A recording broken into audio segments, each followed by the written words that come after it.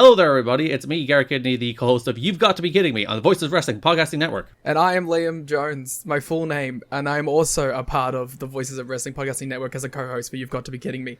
We are a TNA history podcast that covers TNA 1 month at a time. We cover all the drama, all the matches, all the Vince Russo nonsense you could ever want in your life. Have you heard of TNA? I bet you have, but would it be funnier if two people made jokes over it the whole time? Probably. So if that sounds like fun to you, check it out on this very Voices of Wrestling Podcasting Network, and Liam will do bits and whatnot. This podcast is a member of the Voices of Wrestling Podcasting Network. Visit voicesofwrestling.com to hear the rest of our great podcasts, as well as show reviews, columns, opinions, and updates across the world of wrestling.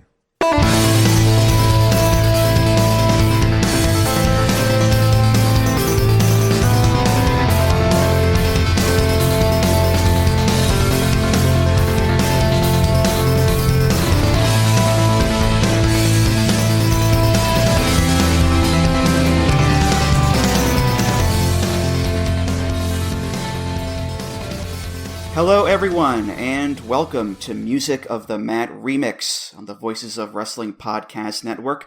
I am your host, Andrew Rich, and today I'm joined by another first-time guest. It's Paul Wedding. Hello, Paul. Hey, Andrew. Thanks for having me. Yeah, good to have you here. Nice to have a fellow media man on the show, actually, because I know you work at a news station in the Dallas-Fort Worth area. I work at a radio news station in the Boston area, so we're kind of, brothers in arms in that sense there, Paul. Yeah, that's cool. Yeah, lots of media members in the Voices of Wrestling network, I suppose. Mm-hmm. And I know just the stuff you've posted in the Discord from your work, you've gotten a couple of times to combine your work with wrestling. I know a few months ago, you interviewed Athena for one of the ROH shows, and then you also interviewed Darby Allin because of the All In show in Arlington next year, which is pretty cool. Yeah, when I'm not dealing with city council or local matters such as that, I occasionally get to cover wrestling, which is really cool. And I've got another interview coming up it might be out by the time this is out there. So yeah, I've gotten to talk to a fair amount of wrestlers and do some sort of historical research and things like that. So yeah, it's pretty nice. Mm-hmm. Yeah, if anybody out there wants to know what the back of Paul's head looks like, watch the Darby video because we never see your face in that one. So, well, if you see, I did an interview with Chris Jericho last year, and you can see me in that. So if you look up WFA Chris Jericho, and you can find it. All right, very cool, very cool. Well, today's episode here, Paul, this is actually our third C episode in a row. First we had Canadian Destroyers, and then we had Curtain Jerkers, and now it's a double C, it's Creative Control. And just to clarify, we're not doing an episode about the Harris brothers in WCW. We're not doing that, I promise. No, in this case, it's the general term, which is when a wrestler, typically a big star, gets to have a say in what their character does on the show, what their storylines are going to be, who they wrestle, things like that. And if you've ever seen the phrase, "That's not going to work for me, brother," there you go. That's creative control right there. And that line has become, a meme in recent years, I know, but it's still a thing. You hear about like Roman Reigns and Paul Heyman having a big say in the Bloodline story, or, top guys in AEW getting a lot of rope to book their own stuff, for better or worse. And, in a business like wrestling that is just so, ego-driven and people getting so paranoid about losing their spot or looking weak, you can see why creative control is so, sought after for a lot of people, I'm sure. Sure. Yeah, you could have just titled this episode Section 11, Subparagraph E. Trying to roll me up, dude? What's going on there? Brother. Yeah. And it's in all of entertainment too, really, not just pro wrestling. Sure. There's the famous story of how in the Fast and Furious movies, I think it's Vin Diesel, The Rock, and Jason Statham can't lose their fights, and they can't take too many punches because it's in their contracts. Like contractually, they can't lose and they can't look weak. And you hear that and you think, that's so ridiculous. But again, it's about, massaging egos and protecting your spot and protecting your star power. And boy, that sounds familiar, doesn't it there, Paul, I think? For sure. Given our fandoms, yeah. Yeah. Now, for this episode here, I was trying to think of a music topic that would fit this one. And what I came up with was singer-songwriters, because they write their own songs, they sing their own songs, they play their own songs, and sometimes produce their own songs. You know, they're the ones who are controlling the creative, so to speak, and they're coming up with the music themselves. And yeah, there are record companies, and there's A&R guys in there too, who have a hand in things sometimes, but I'm going to use my creative control here, Paul, and just ignore all that stuff and focus on the singer-songwriter. Maybe a co-writer too, of course, but this will just make things nice and easy there, Paul, for sure. Yeah, let's do it. All right, well, we have 10 picks each, and a play-out song at the end as well. Paul, you are the guest. You'll lead us off here. What's your first pick?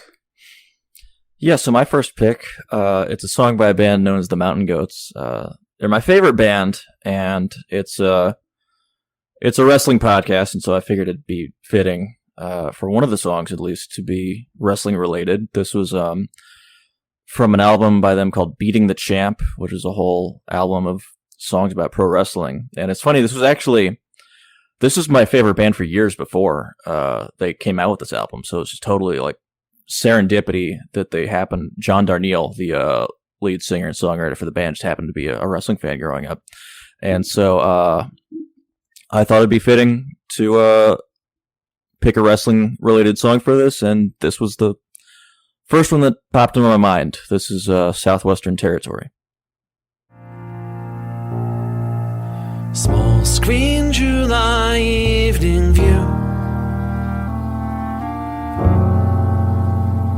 up and down Grand Avenue, where the legends get made, out with the boys brigade, part of the motorcade.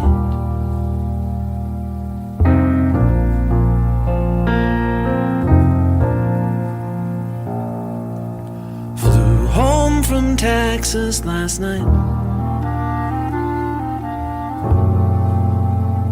slept on the flight, worked like a dog all day, born to chase cars away, die on the road someday. I try to... Yeah, so, I mean, to me, this is one of the best songs in terms of just, like, describing the life of a wrestler, something like that. Even, I think this is, this song's kind of telling the story of a wrestler back in, like, maybe the 70s, 80s, but it's just, a lot of it's still relevant, I think, just in terms of, like, describing, like, the loneliness of a wrestler, like, the constant travel. He talks later in that song about he tries to write in the diary that his son gave him because he never sees his son. There's a great line we just heard. He talks about, work like a dog all day, born to chase cars away, die on the road someday.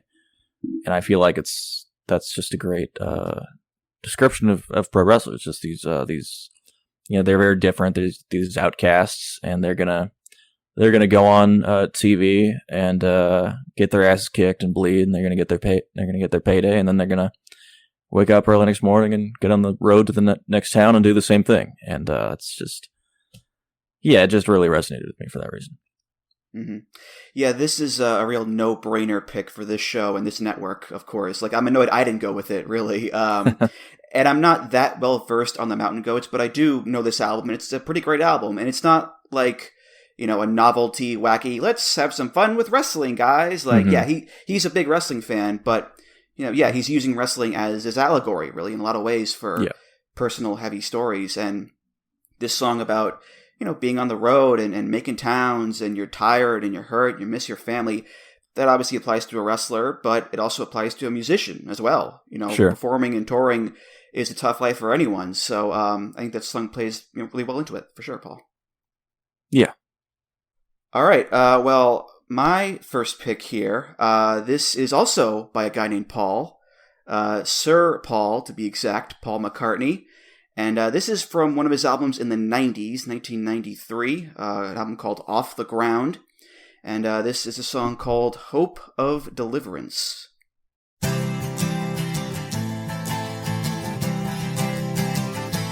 I will always be hoping, hoping.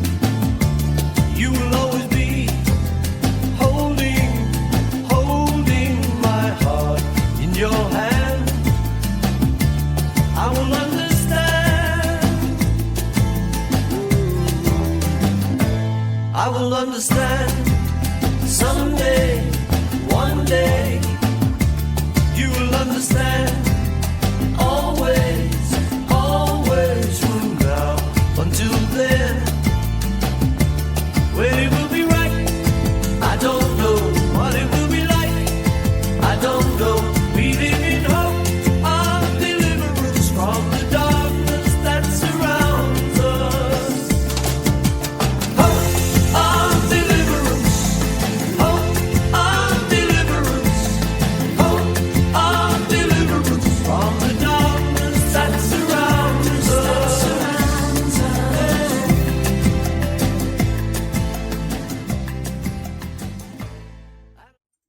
So yeah, I've always been a Paul guy, both Wedding and McCartney. As someone who loves a good pun and a good bad joke, I relate to his cheesiness a lot.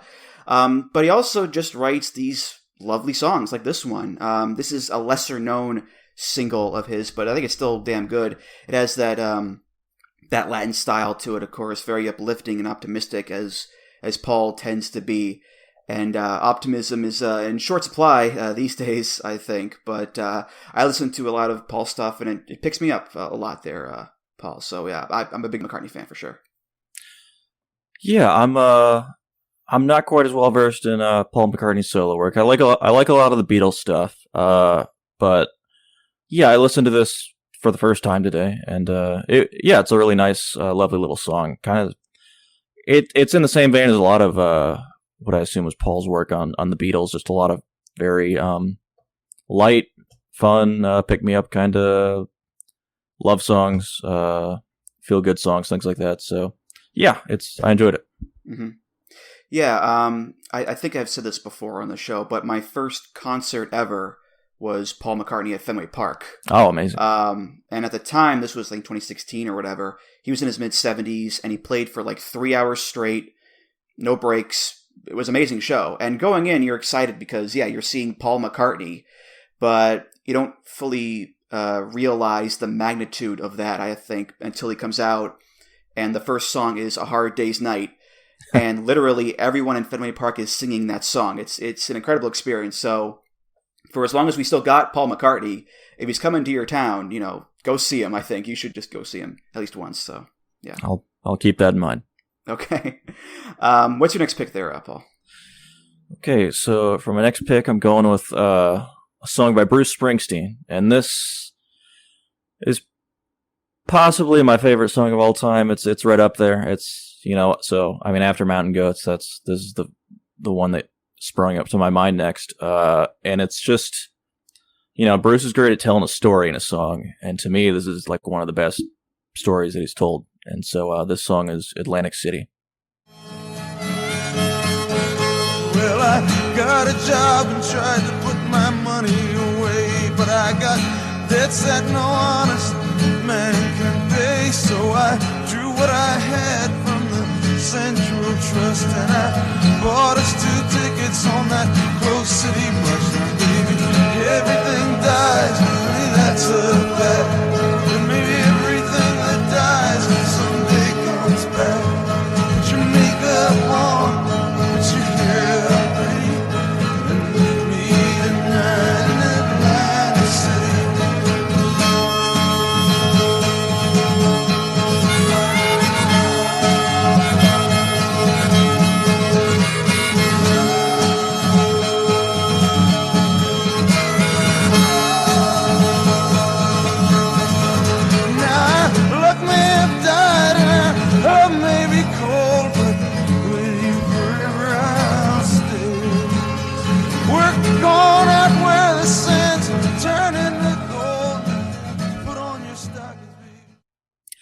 Yeah, so Springsteen, so many of his songs to me are almost like movies. They're just he just puts you right in there into this great just enrapturing story.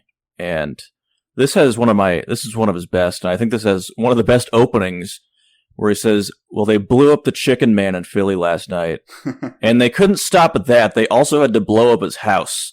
I think it's based on a true story, but it's a great way to get you right into that story, and just tells you about this guy, just down on his luck in a relationship that doesn't sound like it's going great, but, he meets this guy who thinks he might be able to get him some help, but it doesn't sound like it's going to work out too well for him. And so it just tells us amazing, just heartbreaking story of, so many guys who deal with issues like this, especially around the time that Springsteen wrote this. Mm-hmm. Yeah, it's going to be, I think, a recurring theme of this episode is we're picking some very big names, obviously, but we're going with not really deep cuts, more like less obvious songs, I think. Because when I think of Bruce Springsteen, what comes to mind first is Bruce Springsteen and the E Street Band. The energy, the rock and roll, Born to Run, sure, Glory Days, all that stuff. And this song and this album, Nebraska, is not that. Like, it's literally just Bruce by himself doing a bunch of demos, and that's the album. And that's a real risk to do that. But it all worked out in the end, I think, because it's gotten a lot of praise over the years. But still, this is a real outlier of an album sandwiched in between The River, which is a double album, and Born in the USA, which is his biggest album ever. But right. But it's still Bruce Springsteen. Like, it still sounds like a Bruce Springsteen album. It's still quintessentially him. It's just a side of him without the other side, which is the band, really. Right. It's still a portrait of, the struggling working class man. And you're right. I think this was actually recorded in his kitchen. And it's such a notorious album. It's one of my favorites by his, of course, but I think they're actually even making a movie about the making of Nebraska. They are, yeah. It's going to be Jeremy Allen White from The Bear playing Springsteen. So, yes, chef will become yes, boss, I guess. So there you go, yeah. Yeah, we'll see how that works out. Yeah. All right, my next pick here, we are going to go with an artist that I did an episode about with Maura for the old show format last year. It's one of my favorite artists. It's Peter Gabriel. And I went with a song off of his most recent album, I.O., came out last year. And this is a beautiful song. It's called Love Can Heal. And this is the Bright Side mix of that song.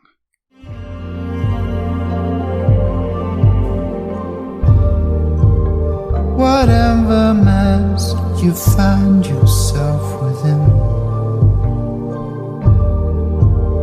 regardless how you got there, when the edifice has slipped away and died, left you standing there defenseless.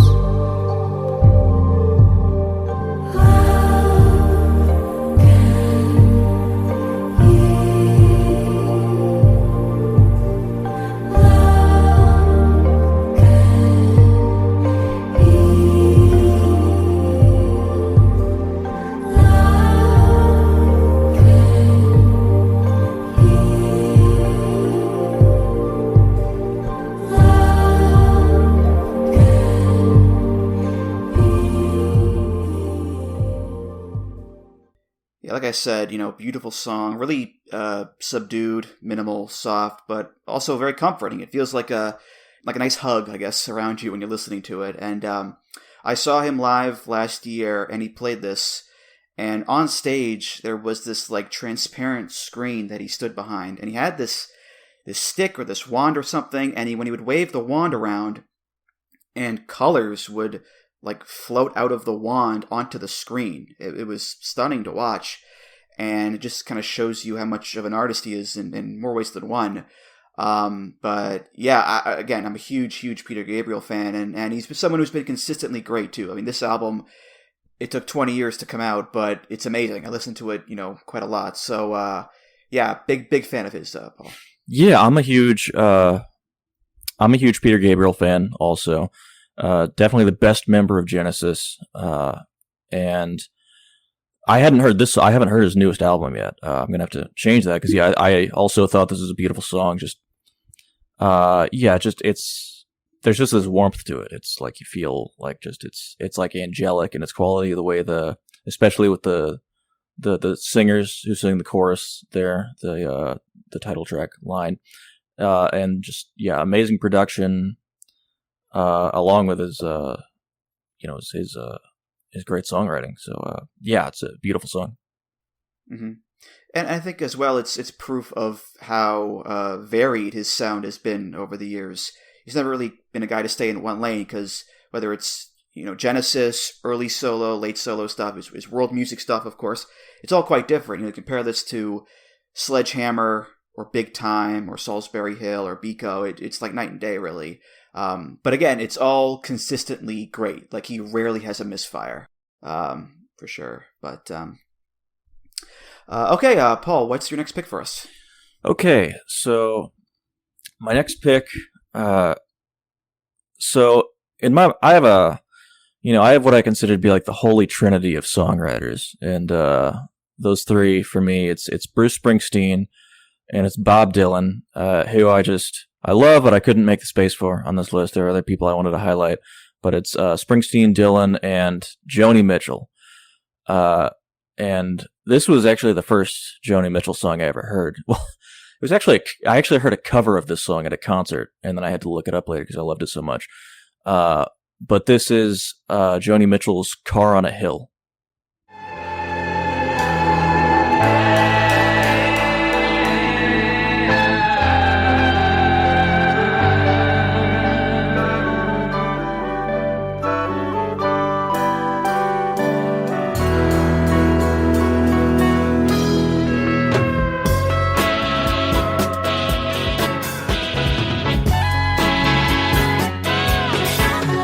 He's a real good talker. I think he's a friend. Fast tires come screaming around the bend, but there's still no buzzer. They roll on, and I'm waiting for his car on the hill. It always seems so righteous at the start, when there's so much laughter, when there's so much spark, when there's so much sweetness in the dark. Waiting for a car, climbing the hill.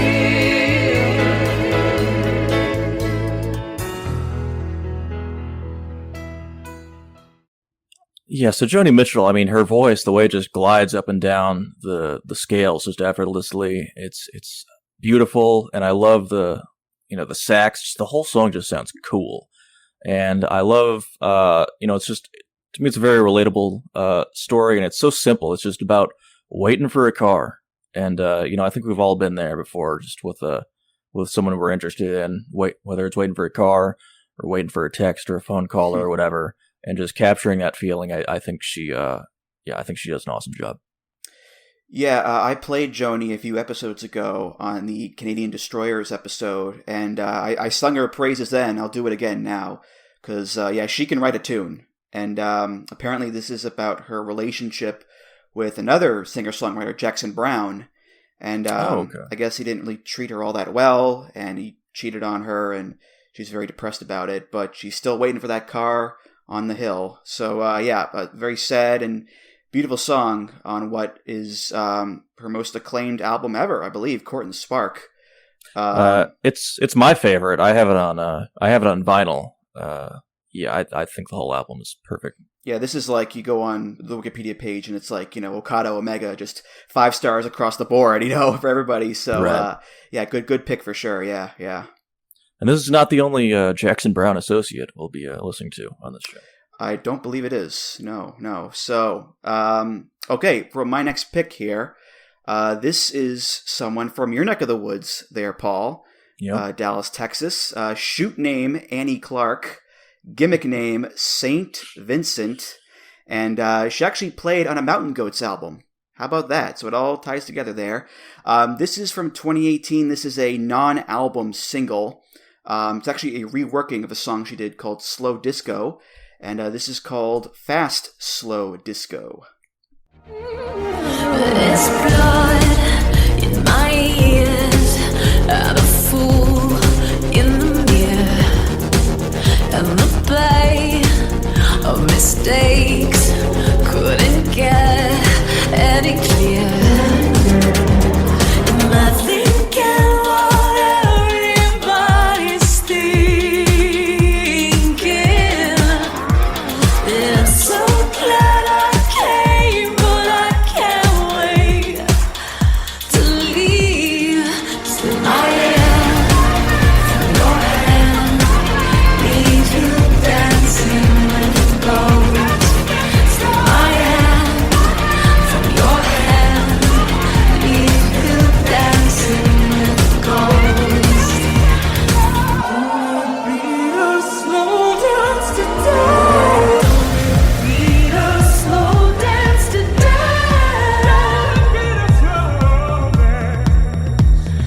Don't it beat a slow dance today. Yeah, that's one of my favorite songs of hers. I love that light pulsing dance beat and her voice and the layered vocals, that sense of love but also longing. Just a wonderful song. And she's another one who is really constantly changing up her sound and her look, because she's done everything from like Baroque pop, chamber pop, art rock, funk, industrial pop, electronica, whole bunch of stuff. And I think given one of her big influences is David Bowie, that variety lines up there, Paul, I think. So, yeah. Yeah, I actually think this might be the first St. Vincent song I've ever listened to. Oh. At least that I'm aware of. I may have heard it before unknowingly, which I definitely should listen to her more, just because I know she's from Dallas, and I love this song. Yeah, this was like, I don't know, it was like a feeling of catharsis listening to this. I loved her lyrics, especially that line, "I'm so glad I came, but I can't wait to leave." That's very relatable. And I love that closing line, "Don't it be a slow dance to death." That's a great line, yeah. It's like chill-inducing to listen to that. I love the closeout. I'd love to hear this live, because I bet it's amazing to hear in a crowd. Yeah, for sure. I will say, if you're gonna watch the music video for this song, don't do it at work, because the video is St. Vincent dancing in a gay nightclub surrounded by a sea of bear and leather daddies, which turns into just essentially an orgy for like a good minute. Just a sea of dudes just clumped together with her on top. It's very very eye catching for sure there, Paul. So yeah, avoid that one at work. My advice. So yeah, will do. Okay. All right. What do you got next for us there, Paul? Okay, so next up, I'm gonna bring up one of my favorite country artists and one of my favorite songwriters in general, John Prine, who unfortunately passed about 4 years ago. And this was one of the hardest hits from COVID for me, was John Prine, because I'd only known him for about a year, and I'd just fallen in love with a lot of his music. And particularly this song just tells a great story, and it's one I always go back to. It's called Lake Marie.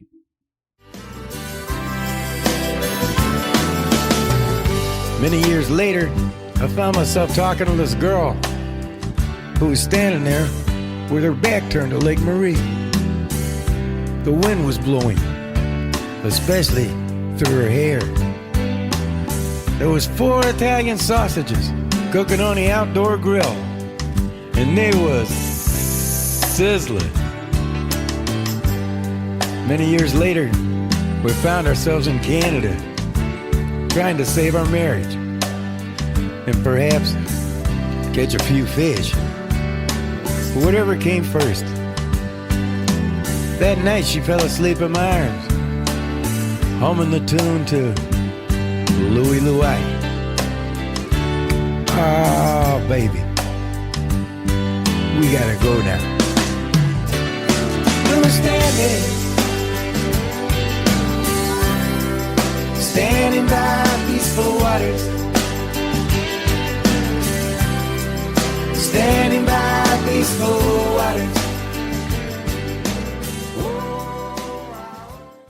So just the way he sets the scene there, I mean, it feels like you're right there on the lake and you can see him and this girl. And I love, that's one of my favorite lines in the song. It's so simple, but it's just beautiful. I think the wind was blowing, especially through her hair, and you can see them talking, you can see the grill. And it's just a very, vivid. And I love that line that comes up too. Trying to save our marriage and perhaps catch a few fish, whatever came first. It's so funny and sweet, and it's this great contrast because, in the closing part of the song, it talks about this grisly murder. When he has another one of my favorite lines in the song where he says, "You know what blood looks like in a black and white video? Shadows." So yeah, this is just one I always go back to. It never fails to get me a little emotional. Just a beautifully written song. I was going to say, you tricked me, Paul, because up until now, you've picked some pretty sad, depressing, dark songs, and then I listened to this, and I thought, oh, what a lovely country folk song about a lake and a married couple standing by peaceful water. Oh, how nice. And then in verse 3, yeah, bam, 2 horribly disfigured murder victims, which I looked it up. Apparently it was inspired by John Wayne Gacy. Yes. So I have been hoodwinked, bamboozled, led astray. How could you, Paul? How could you? Yeah, I've just tend to have a taste on the darker side, I suppose. Mm-hmm. But in all seriousness, yeah, amazing song. I've never really had a chance to dig into John Prine, because I'm not like a big country guy. Sure. I'll admit I had never even heard of him until the pandemic, because you mentioned it. Yeah, he's one of the first big names to die from COVID. Mm-hmm. But the 2 or 3 songs that I have heard since then, I really enjoyed. So I want to listen to more of him because, murders or not, this is a great song, Paul, for sure. So absolutely. Yeah, good stuff. Yeah. So okay. So my next pick here, we're going over to Motown. And we're going to pay a visit to a fellow named Marvin Gaye. And this is from his big album from 73, What's Going On? And this is a song called Mercy, Mercy Me, The Ecology.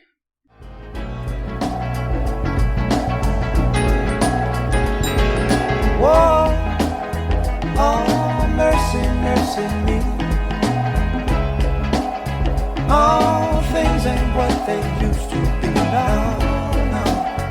Where did all the blue skies go? Poison is the wind that blows from the north and south and east. Whoa, mercy, mercy me. All things ain't what they used to be now. Oil wasted on the oceans and upon our seas, fish full of mercury. Oh, mercy, mercy me.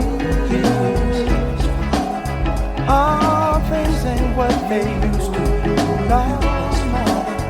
Radiation underground and in the sky. Animals and birds who live nearby are dying. So I don't think I need to really extol the greatness of Marvin Gaye, or this song or this album.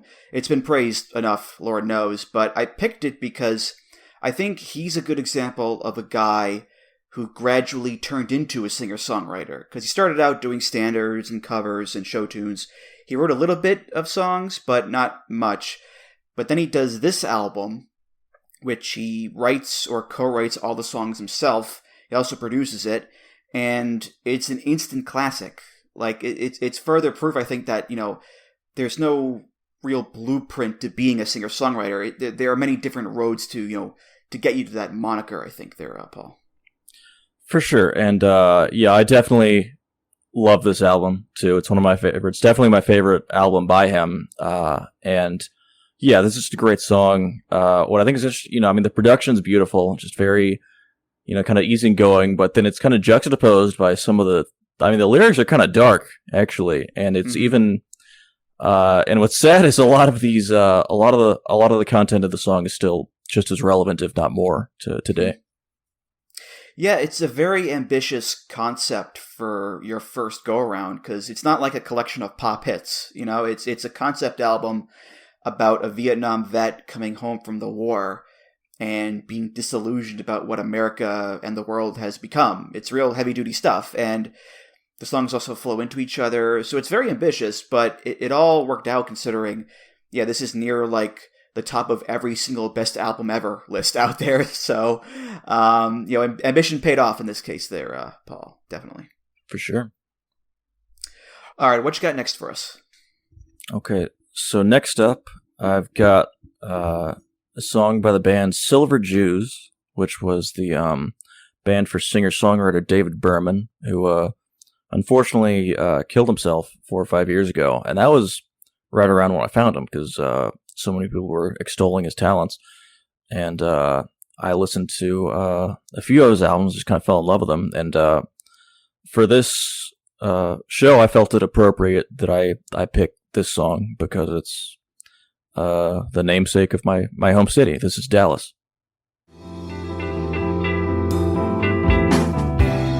I passed out on the 14th floor. The CPR was so erotic. A blizzard blew in through the door. And little glowing cum buckets in her ankles. Oh, Dallas, you shine with an evil light.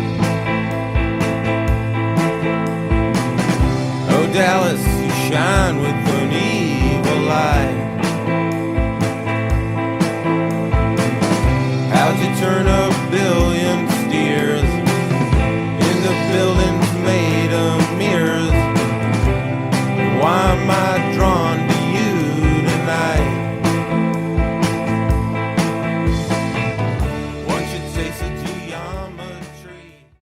Yeah, so for a few years I lived in downtown Dallas. I still live in Dallas now, but more on the closer to the outskirts.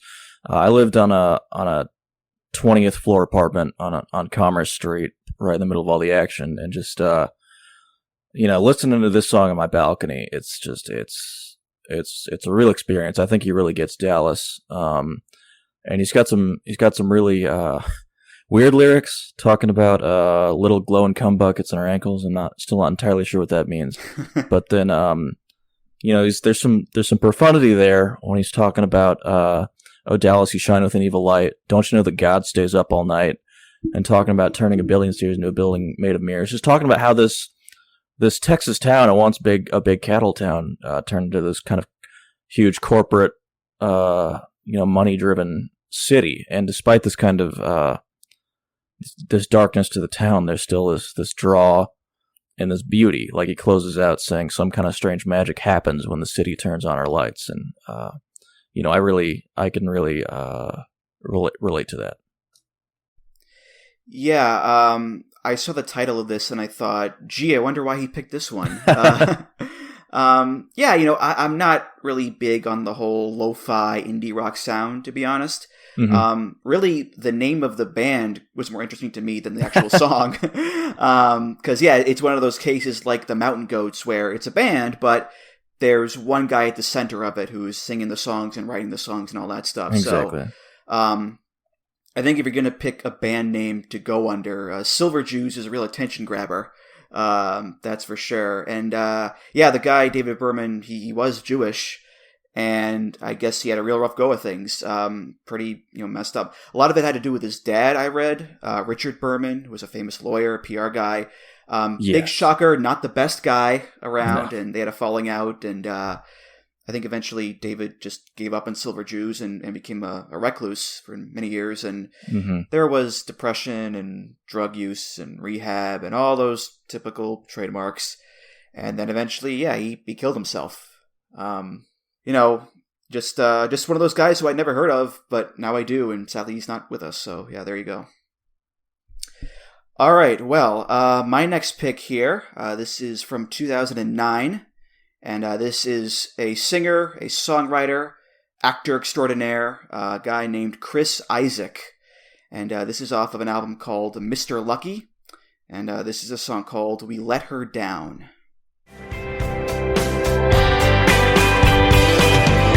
I told her I'd be there. It's easy to say what you wanna believe. I told her I'd love her. Now that it's too late, I see I let her down. It's true. I let her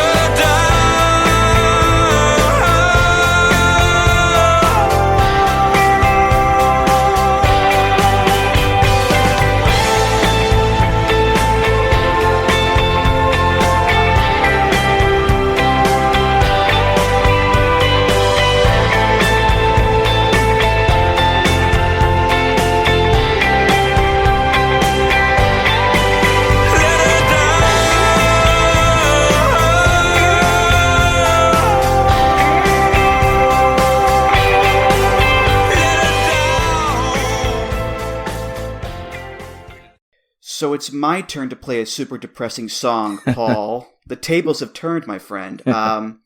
It's about a girl whose parents don't love her enough, her boyfriend isn't there for her, and eventually she kills herself. So a real happy tune there, but I love it. It's a great song. Chris Isaak's voice is majestic in there. The background vocals as well. I love the little guitar riff in there too. A really, really great sad song. And Chris Isaak, he's got a track record of that, because Wicked Game, is a sad song. Somebody's Crying as well. He's very Roy Orbison-esque, I think, in terms of voice and mood in that regard. Chris Isaak, and that's Isaak, for those of you who have not looked him up yet, so... Yeah, I was gonna say this. I needed a minute after this song, man. That really, you really punched me in the gut with this. And that's saying something with you played so far. Sure. So. This is I guess this is the second Chris Isaak song I've ever heard, but I love Wicked Game, as you mentioned, from Wild at Heart by David Lynch. This amazing scene where they're driving through the desert, and it's an instrumental version of the song that's playing, but. Yeah, I love that song, and like you said, I love his voice. It's just so, Roy Orbison-esque, it's just very powerful. It's just great, just kind of bass. And it's just a beautiful, kind of heartbreaking song, for sure. Mm-hmm. And we'll get to a little bit more David Lynch later on, hint, hint. But this is the song that actually introduced me to Chris Isaak, because I was working at a supermarket in high school at Stop and Shop, and... this is one of the songs that played over the PA system. And, between the guitar riff and the sound of his voice, it grabbed me. I didn't realize until much later that it was super depressing, but still, it grabbed me. And, I've never been like a rockabilly guy, but I've always liked what he's done with that sound and that voice of his over the years there, Paul. So, yeah. All right, what's next for us there, Paul? All right, so this next song I got is by... someone who I consider one of the best singer-songwriters going today. I first heard her on, I heard this song on an NPR station. It's the first thing I'd heard by her. And I just, I had to Shazam it immediately so I could figure it out, and I could find the rest of her stuff. And it's, I love pretty much everything I've heard from her. This is The Barrel by Aldous Harding.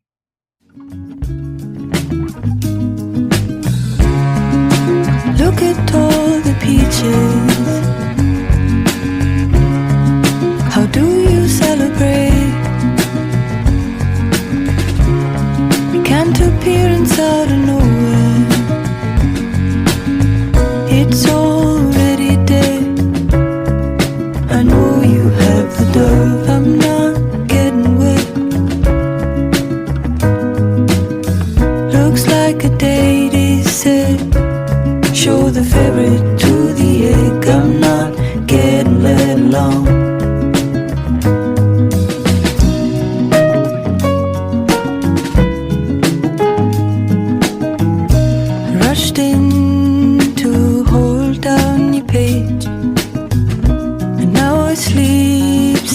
words you do not read with me. I hear a song from inside the maze, the very one you made. Yeah, so I think she's almost like Dylan-esque in just her songwriting. It's almost, you know, it's almost kind of nonsensical at some points, talking about you know, show the ferret to the egg, look at all the peaches.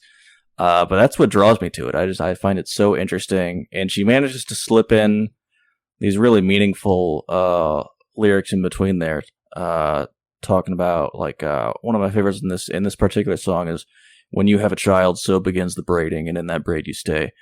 And just it's a song I go back to again and again, and just try to figure out more about what she's saying here. And so for that, I love this song and a lot of her music.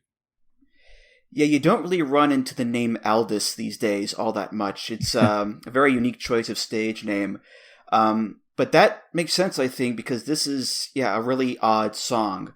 Because your voice is just so delicate, and the pronunciation of certain words is kind of weird. And yeah, lines like, show the ferret to the egg, look at all the peaches, I want to celebrate. Like, what the hell's going on here? But still, it's very pretty and entrancing. So, do I know what the song is about? Hell no. Do I enjoy it? I certainly do. It's a good pick there, Paul, for sure. Yeah, I've seen her live. She's a great performance. And as weird as her songs are, you should look up her performing on YouTube, because she makes some of the weirdest faces you'll ever see trying to hit some of these notes in the songs. But yeah, I did look up the music video for this one. Oh yeah, that's also super weird. She's dressed like a pilgrim with like a super tall sun hat, and she's wearing these really high white platform boots and doing this weird little dance. It's so bizarre, but it also feels right. Like, this makes sense how strange it all is, really. So it all lines up there for sure, Paul. So yep. Yeah. Okay, my next pick here, going back to Motown with this one, and this is another classic, iconic singer-songwriter, Stevie Wonder. And this is from his golden era of the 70s, early 70s here, from Inner Visions, 1973. And this is one of his best-known songs, Higher Ground. Powers keep on lying while your people keep on dying. World keep on turning, 'cause it won't be too long.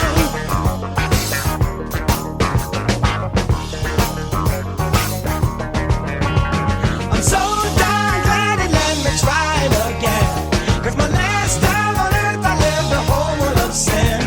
I'm so glad that I know more than I knew then. Gonna keep on trying till I reach my highest ground.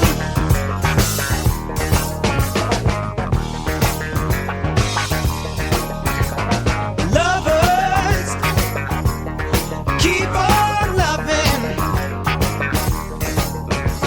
Believers keep on. Yeah, world keep on turning, 'cause it won't be too long. Truer words have never been spoken, I don't think, in that sense. Yeah, this is one of Stevie's more, serious songs, but it's hard not to smile and groove along to it, because you hear the wah-wah there in that groove, you can't help it.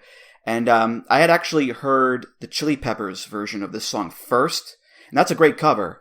But, when the original is 1970s Stevie Wonder, it's hard to measure up. And what always stuns me about this song is that he wrote it, he recorded it, he produced it in 3 hours all by himself. Like, he plays every instrument on this song, because that's Stevie Wonder. That's just what he does. He's a child prodigy. He's a one-man band, and, he's one of our best, ever, really there, Paul, so.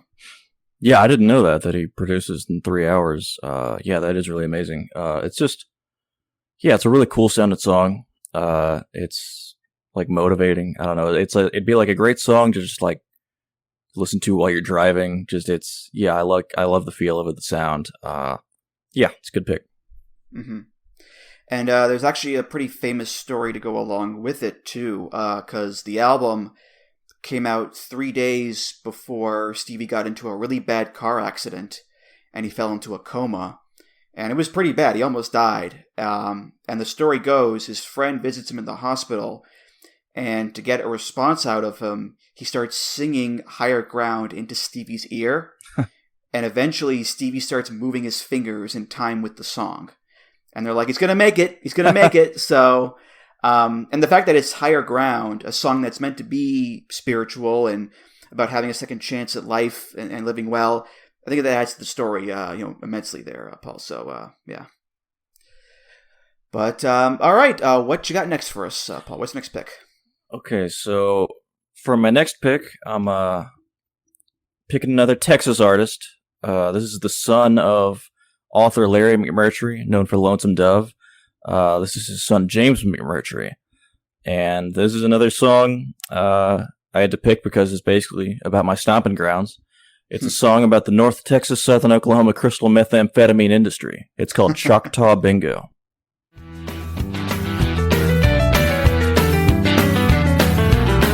Uncle Slayton's got his Texan pride, back in the thickets with his Asian bride. He's got an Airstream trailer and a Holstein cow.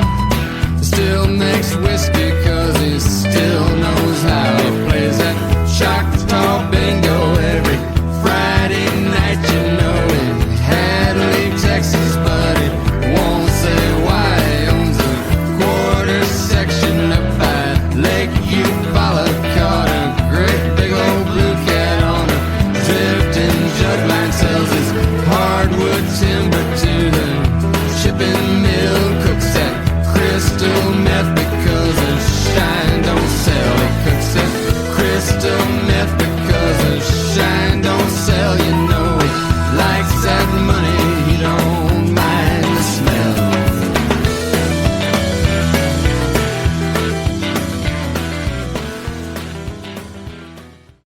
Yeah, so this song, it's just so regional. It's like almost every lyric is some reference to something around North Texas or Oklahoma or Kansas. And it's just, I love the story. It's really funny. I should have specified the version of this off the live album is even better to me because it's at a faster clip. It's more energetic, but the way he's just talking about like the cook and the meth, and it opens talking about giving the kids vodka and their cherry coke so they can go to sleep. There's a whole verse about incest. I mean, what else could you ask for? It's just it's a good time, and it's a great song to listen to with your friends after you had a few drinks at night. And it's just funny, and yeah, I love James McMurtry, and this is one of his best songs. Yeah, this song made me appreciate my own family even more, because the cast of characters on display here is so colorful and wild, and it would be an absolute nightmare to hang out with for me. So thank God I'm not related to any of these people for sure. And I was looking this song up and trying to find some information about it. And there's an article that came out in 2009 on Slate that suggested making this the new national anthem because it represents what America actually is about.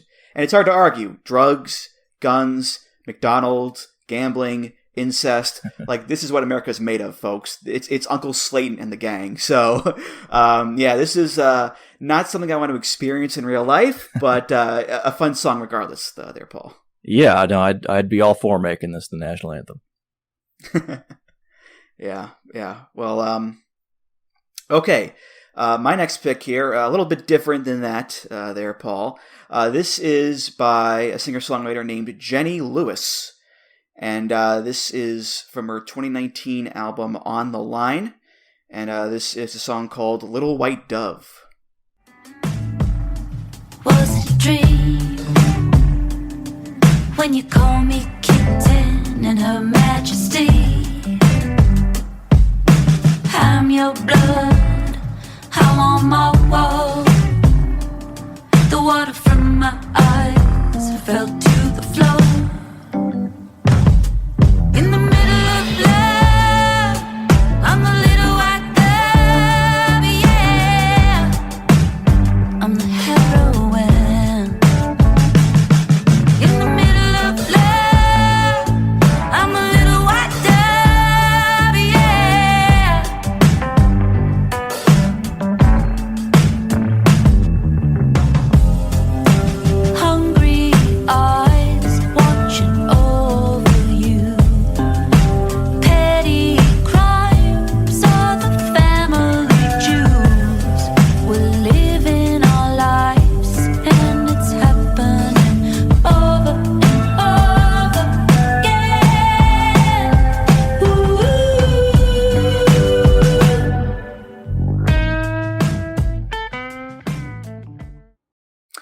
So that's another song that has a nice swagger to it, a nice groove to it.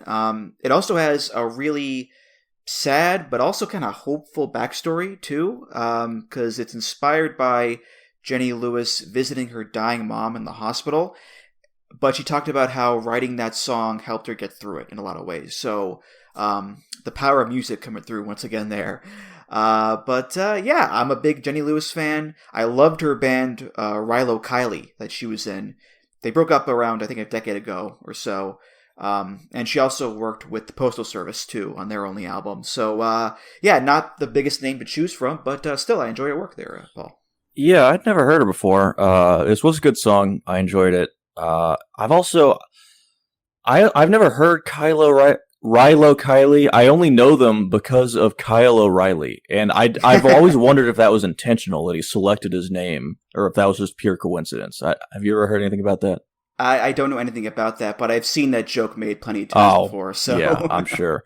But yeah, this was good. I really like the chorus. I think in the middle of love, I'm the little white dove. That's a really clever rhyme. I like that. And then that line, I'm the heroine. I assume that's a double meaning there, as in the female version of I believe so, because I think her mom was a heroin addict at one point. I read that. Yeah, and heroin, like a hero with an E at the end, so it's kind of a play on words there for sure, yeah, I think. Yeah, and this is the first thing I heard from her, but definitely enjoyed it. Mm-hmm. She was also a child actress back in the 80s and 90s. She was in True Beverly Hills, The Wizard, Pleasantville. She was on a bunch of TV shows, Growing Pains, Mr. Belvedere, Golden Girls, Roseanne. She also was on a show called Life with Lucy, which was the last show to star Lucille Ball, which is amazing. Like, how many people nowadays can say, I was on a show with Lucille Ball? It's pretty incredible there. So, a nice feather in her cap for Miss Lewis, for sure. Okay, what is next there, Paul? Okay, so I got another country song for you, and this is from a Canadian artist who... it's funny, I actually have there's actually a wrestling connection to this too, because I only heard about Colter Wall through Brock Lesnar on the Stone Cold Steve Austin podcast, because Austin asked him what kind of music he liked, and Brock said, yeah, I've been listening to a lot of Colter Wall lately, and I was like, all right, I gotta hear this. And Brock Lesnar may be probably a really shitty human being, but seems like he has some good music taste, because I really enjoy Colter Wall. I think he's a great songwriter, and this is one of my favorite songs by him. It's called Bald Butte. Henry woke the next morning like a corpse from the grave, half blind and twice as haggard. He took a cast iron to the brain.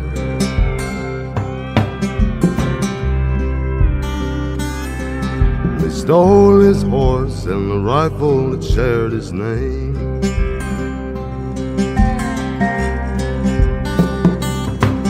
And he tracked them former Johnny Reps through the prairie and the trees, up Old Castle Mountain, across the river Wapiti.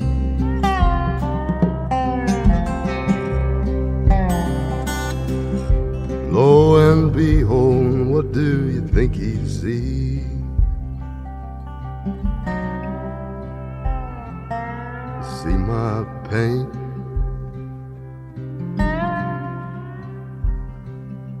See my rifle that shares my name. Yeah, so this is another great story song for me. It's about this this Canadian, a cowboy presumably, dealing with some runaway Confederates up in, I believe, Alberta, where they basically, knock him out and rob him.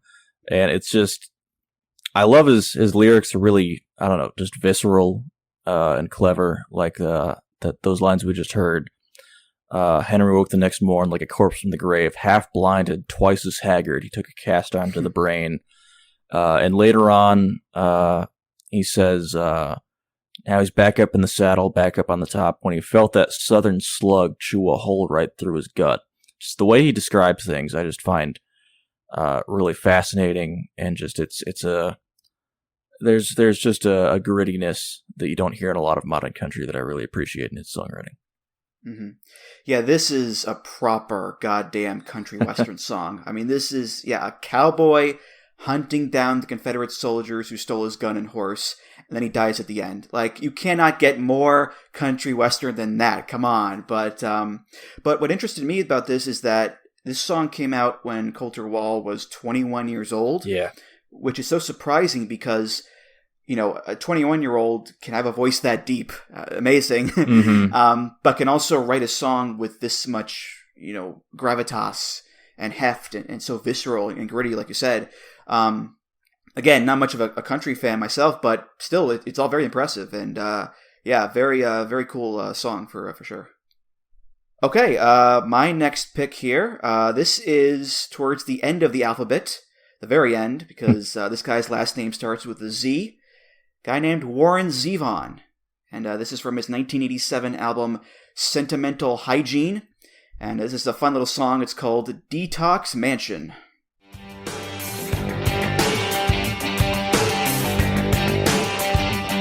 I'm gone to Detox Mansion, way down on Last Breath Farm.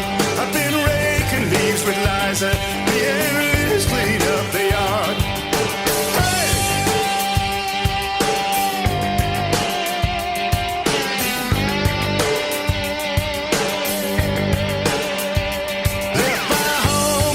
City in the back of a limousine.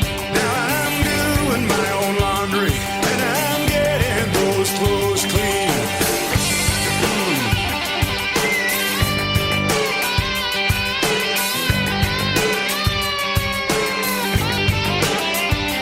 Going from the detox mansion and this quiet life I lead, and I'm dying to tell my story for all my friends to read. It's tough to be somebody. It's hard to keep from falling apart. Here on Rehab Mountain, we're gonna learn these things by heart.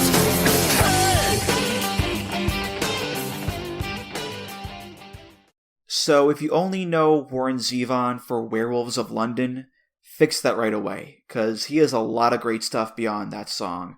And it's all done in the same, dry, acerbic style of his. And this song, it's a typical example of what he was great at. One, going, hey, in a song. Or, huh, or wah, he was great at that stuff. And number two, which was turning his train wreck of a personal life into enjoyable music. Because for a lot of years, Warren Zevon was an absolute mess. Big drinker, drugs, divorce, the whole 9 yards. And he puts that stuff into his music. And this song is about, getting clean and getting away from the spotlight. I'm gone to Detox Mansion, way down on Last Breath Farm. I'm raking leaves with Liza Minnelli, of course. Me and Liz clean up the yard. And that's a good thing, of course, getting sober. But he also misses the spotlight and its dangerous allure. Growing fond of Detox Mansion and this quiet life I lead. But I'm dying to tell my story for all my friends to read. So it's trying to, balance those feelings. So, I don't condone the lifestyle, but as a song guy, I'm a big Warren Zevon fan for sure, Paul. Literally, I sent you over the songs that I wanted to talk about, and almost like a minute after I sent those over, I was kicking myself because I was like, oh my God, I forgot to put a Warren Zevon song on here. But so you really saved me because you picked one. One I actually haven't heard before, but it was really good. And it's like he's got a lot of songs dealing with drugs and addiction. My favorite song of his is related to that, Desperados Under the Eaves. Oh, yeah. Just a beautiful song. Also, Carmelita, Mm-hmm. both off a self-titled album, which I love. But yeah, this has, I love the lyrics in this when he's talking about, he was riding in a limo and now he's doing his own laundry. When he's saying, it's tough to be somebody, it's hard to keep from falling apart. Just some pretty relatable stuff in this album, even if you're not a drug addict, I think. So, yeah, just definitely, I think he's one of America's greatest songwriters. Yeah, Johnny Strikes Up the Band, Lawyers, Guns, and Money, Excitable Boy. Yeah. Keep Me in Your Heart, which is a heartbreaking song at the end of his life. Because, yeah, he died about 20 years ago, I think, at this point. Yeah. I know he died of cancer. And he was one of those guys, he never went to the doctor until it was too late. So, get those checkups, folks. Yeah. This was someone who, as he was dying of cancer, wrote a song called My Shit's Fucked Up. Yep. Yeah. And David Letterman was a huge fan of his. And when Warren announced that he had terminal cancer, Letterman dedicated an entire show just to him. He was the only guest. So it gave him that moment, which was really nice. And his famous saying, his words of advice was, enjoy every sandwich. So if you take anything away from this episode there, folks, please enjoy every sandwich. For sure there. So yeah, I definitely recommend going on YouTube and just looking up. They have whole compilations of Zevon on David Letterman because he was a frequent guest. Mm-hmm. It's a good watch. Yeah. But my next song I was gonna pick is I had to get a Tom Waits song up on there because I think he's again another one of the greatest songwriters and one of my favorite singers. And this, I think, is one of his best songs. It's called Small Change, got rained on with his own 38.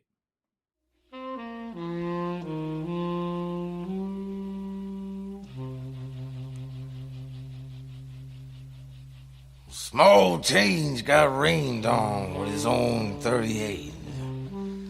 And nobody flinched down by the arcade. And the marquees weren't weeping, they went stark raving mad. And the cabbies were the only ones that really had it made. And his cold trousers were twisted, and the sirens high and shrill. And crumpled in his fist was a $5 bill. And the naked mannequins with their Cheshire grins, and the raconteurs and roustabouts said, buddy, come on in, cause the dreams ain't broken down here. Nah, they're walking with a limp. Now that small change got rained on with his own 38. And nobody flinched down by the arcade. And the burglar alarm's been disconnected. And the newsman starts to rattle. Yeah, so Tom Waits is just one of my favorite songwriters because he has a way of writing that nobody does. I mean, where do you even come up with a line like "Small change got rained on with his own 38"? And there's so many good lines, it's quotable lines. That's one of my favorite lyrics of all time. Is we just heard, "'Cause the dreams ain't broken down here now. They're walking with a limp." A limp, yep. Yeah. And it's just a cool song. And Tom Waits, I love his voice, his singing style. You know, to quote an artist we just talked about a few minutes ago, David Berman. All my favorite singers couldn't sing, and Tom Waits certainly fits that category for me. Yeah, if I had never heard of Tom Waits before, and you played me this song, I would have assumed it was just some drunk homeless guy who wandered into the studio and just started rambling over a saxophone. I mean, all due respect to the guy, he's a legend. I love Old 55, but he's not a conventional fellow at all. He's a street poet, and he gets very experimental a lot of times. Sings about the nightlife, sings about criminals, the underground. He paints a very descriptive picture, and he's a hell of a lyricist, but his stuff is not typically my thing, at least what I've heard. So, yeah. But yeah, there's no mistaking that voice at all. He's got one of the most unique voices in music, to put it nicely.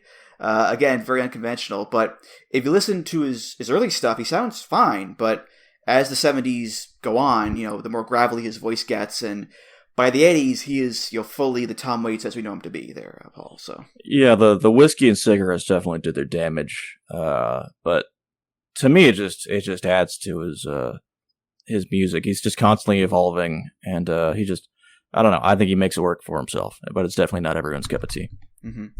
Or cup of booze, as in this case, right? With this, yeah, but.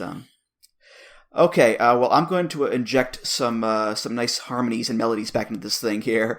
My next pick here, this is an artist, I believe her name is pronounced Elizabeth Morris, Maurus.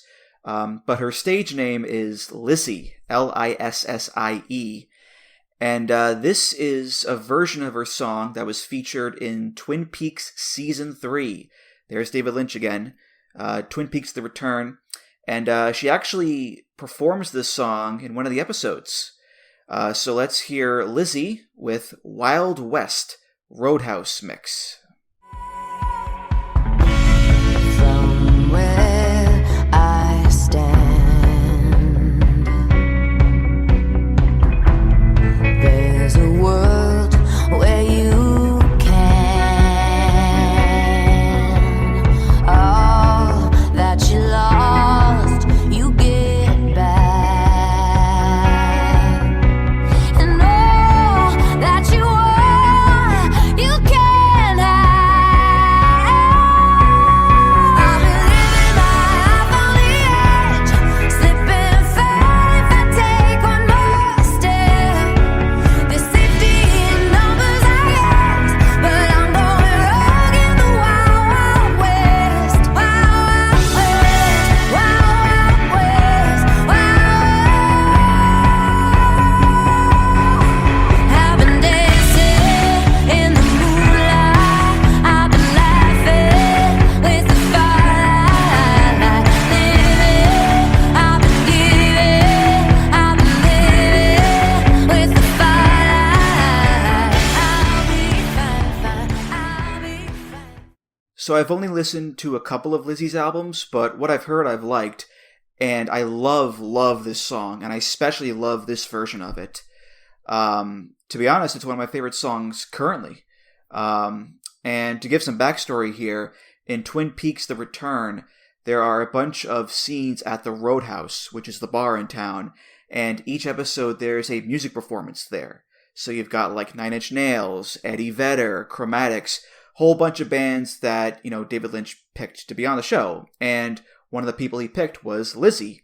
And, she does this song. And in reading up on it, someone on Reddit had asked her after her show about being on Twin Peaks. And she said David Lynch was a big fan of hers. And he invited her on. And he let her pick the song to play on the show. And she picked this one because it has like an air of mystery about it. And she thought that would line up with, Twin Peaks and David Lynch's whole vibe, which is pretty spot on because it does have that air of mystery about it. And if you watch the show and you know the plot of it, it also fits the plot of the show as well, too. So, great song. I love the chorus. I've been living life on the edge, slip and fall if I take one more step. There's safety in numbers, I guess, but I'm going rogue in the wild, wild west. Just real good stuff there. And, I picked this song basically because it's one of my favorites. And I also love Twin Peaks a lot, too. So there you go, Paul. You're preaching to the choir, brother. I'm also a huge Twin Peaks fan. I think The Return is arguably the greatest work of art to come out in the 2010s. I do have one minor correction. Nine Inch Nails was not playing at the Roadhouse. Right. I'm sorry. It was the Nine Inch Nails. My mistake. Correct. The Nine Inch Nails. My mistake. No worries. But yeah, this is the first time I'd heard this since the show. I'd kind of forgotten it, but you're right. It's an amazing song. Just like you said, the chorus. I love the lyrics. The lines in the chorus. They're just badass. I don't know. It's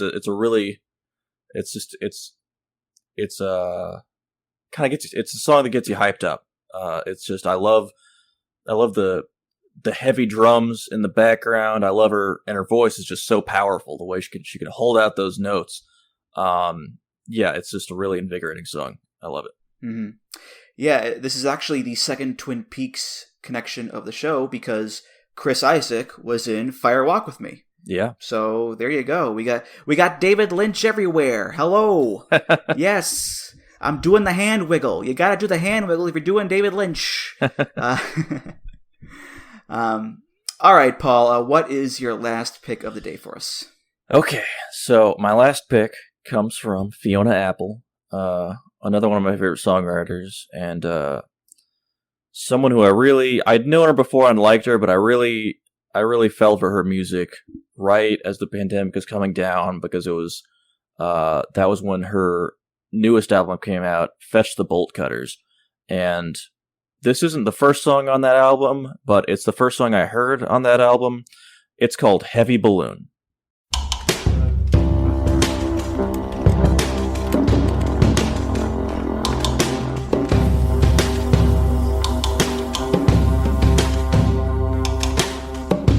People like us, we play with a heavy balloon.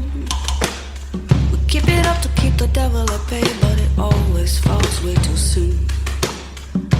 People like us, we play with a heavy balloon.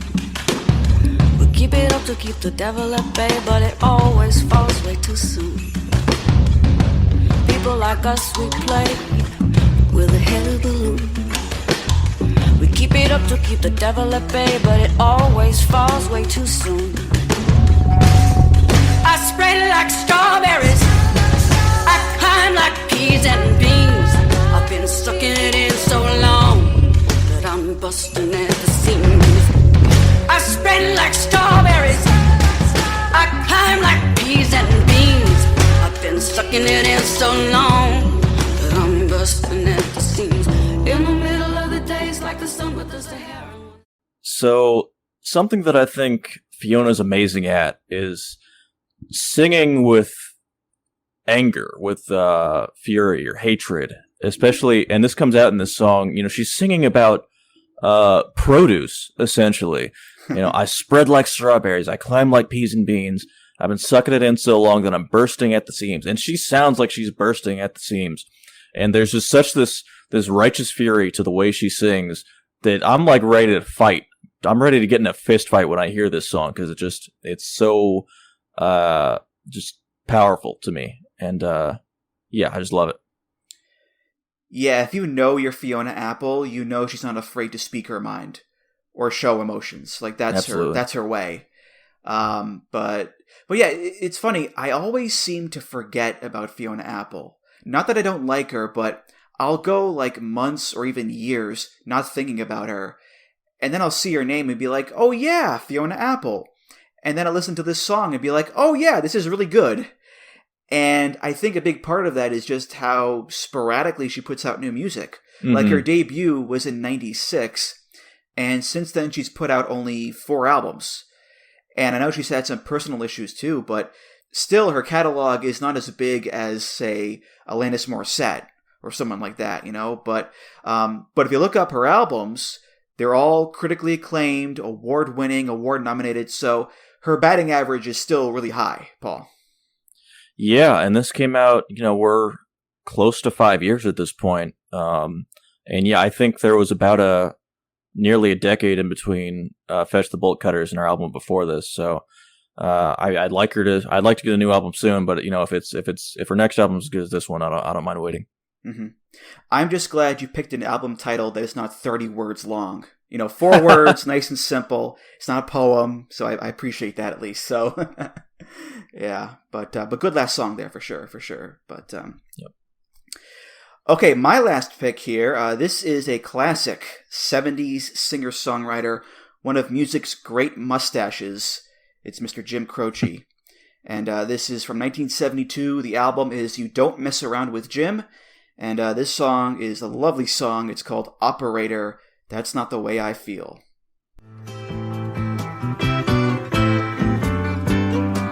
Operator, but could you help me place this call? 'Cause I can't read the number that you just gave me.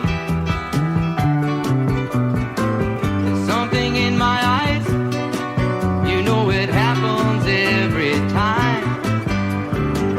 I think about the love that I thought would save me. But isn't that the way they say it goes? Well, let's forget all that and give me the number if you can find it, so I can call just to tell them I'm fine and to show I've overcome the blow. I've learned to take it well. I only wish my words could just convince myself that it just wasn't real. But that's not the way it feels. No, no, no, no. That's not the way it feels. Operator, oh, let's forget about this. Yeah, that song is just timeless, man. I mean, even nowadays, like I can't imagine many people are calling operators or using payphones, if they can find one even. But the emotion is universal, and it cuts through all of that stuff. And the best singer-songwriters can do that. They can be timeless and universal and write those kind of songs and have that touching voice as well. And when I think of the stereotypical early 70s singer-songwriter, I think of a white guy with facial hair, acoustic guitar, gentle voice, emotional story-driven songs about love or heartache. And that's Jim Croce. He checks all the boxes. So I had to pick him, Paul. I had to. Yeah, it was a real downer of a last song for the show. But yeah, it's great. I think I've heard the song before, but this is the first time I've really sat down and listened to it, and yeah, it really hit me, as you said. Super relatable, connecting song. I love how he sings about, wanting to show that you're fine and that you can take this, presumably this heartbreak. I love the qualifications he has on this guy. His best old ex-friend, Ray, that she's left with, and how he's talking about, how he wishes he could convince himself that it just wasn't real. I think, like you said, yeah, this is a song that I think, everyone can relate to. Mm-hmm. And he's another guy gone too soon. Died in a plane crash at 30, the year after this came out. And the craziest thing is he broke through in like the blink of an eye. He put out this album, and then the next album, Life and Times, and then I Got a Name within a span of 2 years. And that includes Operator, it includes Don't Mess Around with Jim, Bad Bad Leroy Brown, Time in a Bottle, I Got a Name. All these iconic songs came out in 72, 73, in some cases after he died. So the fact that he managed to, carve out this legacy in such a small amount of time is pretty remarkable there, Paul. Yeah, I was not familiar with his backstory. Yeah, that's really amazing. Mm-hmm. All right, well, on that downer of an ending, that was our list of songs there. Paul, thanks so much, man. This was great. Your first time on. A lot of great stuff, a lot of classic stuff, but also stuff I never heard before. So thanks for being here, man. This was great. Yeah, thanks so much for having me. I had a good time. Yeah, of course. Any plugs you want to give? Go right ahead. Yeah, sure. So you can follow me on Twitter at Paul E. Wedding. I also have a Substack blog that's Paul Wedding Fujiwara Gumi, pwfg.substack.com, where I write about some of the wrestling I watch. And also you can go to WFAA.com, that's the news station I work at, and you can just type in AEW or just wrestler. I'm sure you'll find plenty of the stuff I wrote. Recently I wrote about my most recent work was a historical deep dive into two of the stadium shows put on by World Class Championship Wrestling. I don't know if you know this, Andrew. Because I didn't know this until I looked into it. This upcoming All in Texas show is not the first wrestling show to be held at a baseball stadium in Arlington. There are actually two in the 60s, headlined by Fritz Von Erich and Gene Kaniski. So a lot of interesting details that I wrote about there, so you can find it at WFA. All right, well, Voices of Wrestling Podcast Network, that's where we are. VoicesOfWrestling.com for all of the episodes and shows and reviews, previews, all that good stuff. We're on Twitter at Music of the Mat. We're also on Blue Sky. A lot of people go in there now. We are Music of the Mat on Blue Sky, and I am Just Andrew on Blue Sky. That's Just Andrew on there. If you want to follow me there too, that's great. I might post things. I might not. I don't know. I forgot about that website for a full year, so we'll see what happens, okay? If you want to leave a comment about this episode or share your picks, voicesofwrestling.com/Discord. I'm in there. Paul, you're in there as well, of course. Yep. And make sure you subscribe on Apple, Spotify, your podcast player of choice. Leave a nice rating and review, please, and thank you. Okay, our playout song for this episode here, and it's funny, you mentioned earlier, Paul, your regret at not picking Bob Dylan. Well, here comes your old pal Andrew to save the day, because I picked a Bob Dylan song for the playout here. Oh, great. Because I figured, look, he's the most prolific singer-songwriter ever. Yeah. And somehow we missed picking him in his 8 million songs. So, maybe a little too obvious, perhaps. I don't know. But, hey, let's go out with some love for Bobby D. And this is a song from 1970. It's off of his album New Morning.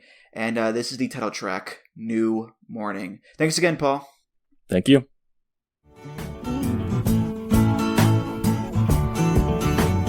Can't you hear that motor turning?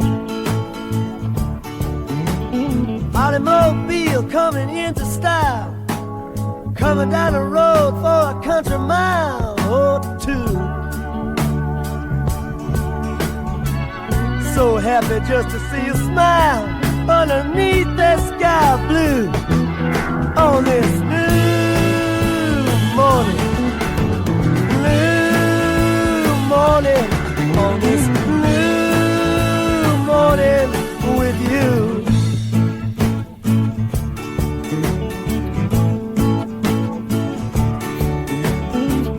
The night passed away so quickly. It always does when you're with me.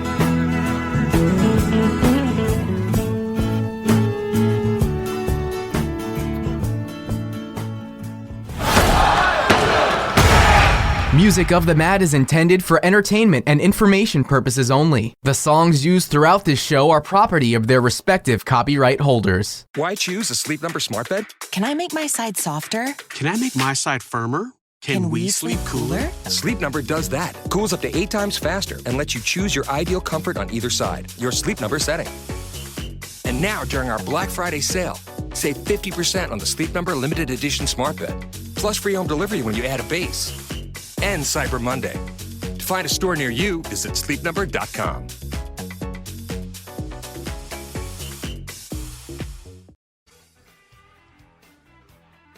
Hello, Voices of Wrestling listener. Dave Ryan here.